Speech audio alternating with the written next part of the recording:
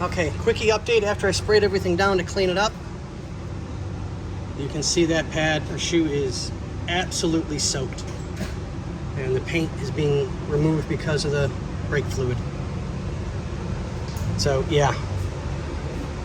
Luciano, I really do, dude. I recommend them. You're gonna need wheel cylinders, shoes, both sides, spring hardware kit. You're gonna need a drum, that's a given. I mean, if you're gonna do one, in my opinion, you should do both. Only because they've been worn down over the years. If not, you can do only the one. It is your choice, of course. But I would definitely recommend doing both.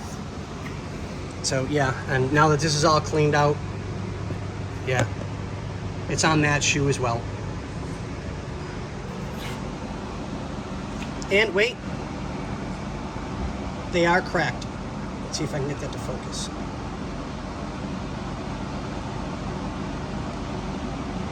Think you can see that? Yeah, there we go. Now you can see it. So the shoes are cracked. They do have a wear mark on them. So I want to flip this over.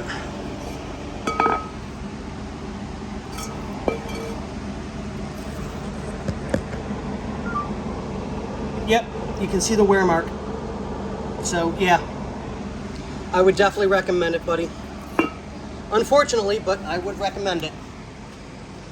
Okay, well that's everything I found for the moment on the undercarriage, and come on.